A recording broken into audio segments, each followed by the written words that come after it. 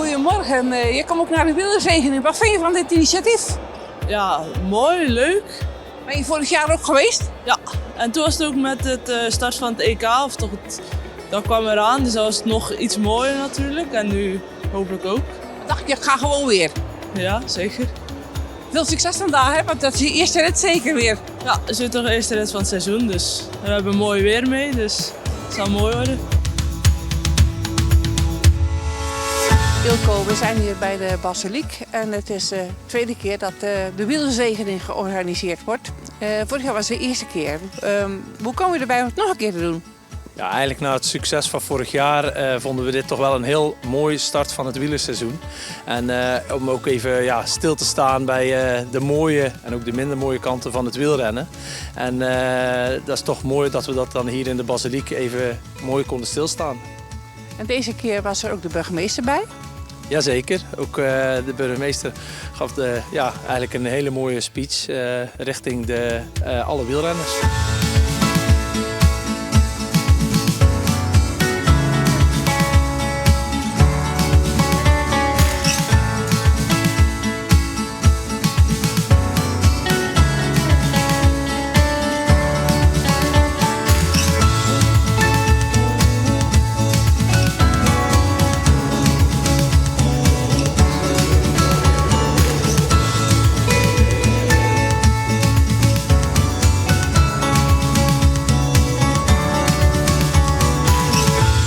Nou was vorig jaar de eerste keer, dat was eigenlijk de aftrap van alle activiteiten die georganiseerd werden voor het WK.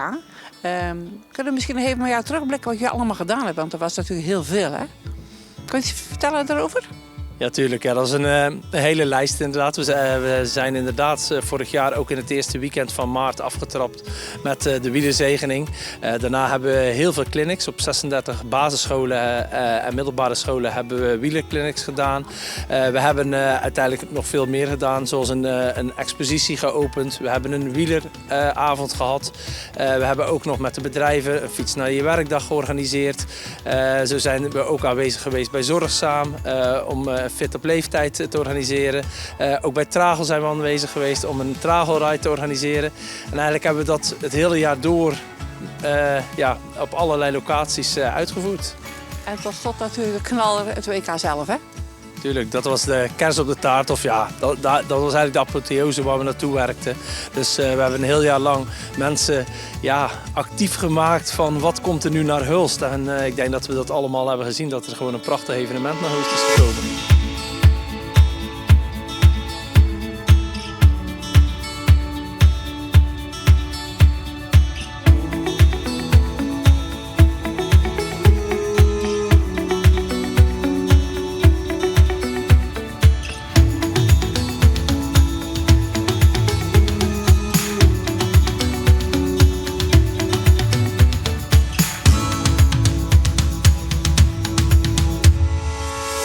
Ja, als Hulstenaar denk ik dat we daar allemaal heel trots op mogen zijn. Want het is toch maar niet iets kleins wat hier neer is gezet.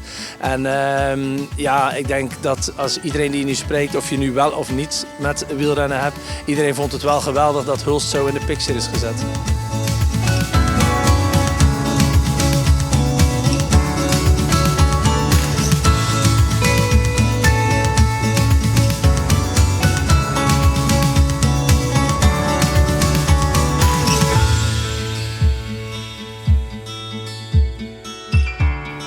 Nu zijn we bij de wielerzegening. Dat is een blijvertje van eigenlijk voortgekomen uit de voortgang van het WK.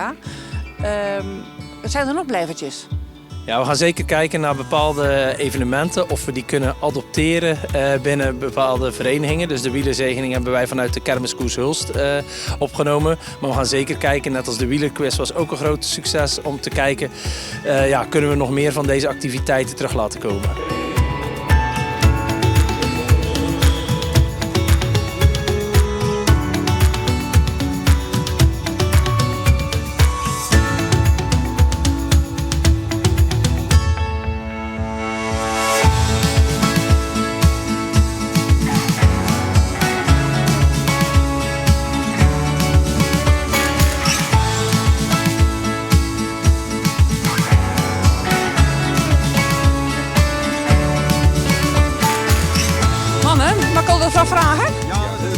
Wat vind je van dit initiatief?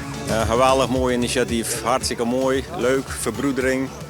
Je ziet al wielrennen samen, verschillende shirts. En zo kan het ook natuurlijk. Dat is ook mooi om te zien, hè? Hartstikke mooi, hartstikke leuk ook. Dat moeten ze elk jaar doen. En was je er vorig jaar ook bij? Nee, mij is de eerste keer nu. Vorige keer was ik... Is het bevallen? Het is heel leuk. Wat is echt al die groepen, al die verschillende shirtjes. Ja, fantastisch. Het is voor mij de tweede keer. Vorig jaar waren we de eerste keer. En dan waren we de laatste in de kerk. En vandaag zaten we vooraan als eerste in de kerk. Dus het is een mooi evenement. En dat, mijn collega zegt, een kleurrijk evenement. Hè. Allemaal mooie shirts en allemaal liefhebbers. Dus dit mag volgend jaar weer plaatsvinden. Geweldig. Vorig jaar hebben we het ook meegemaakt. En dan, ja, geweldig. Je moet alleen zorgen dat je niet te kort bij de pasta staat. Waarom dat? Goed nat zijn. Dus we nemen maar een klein beetje afstand.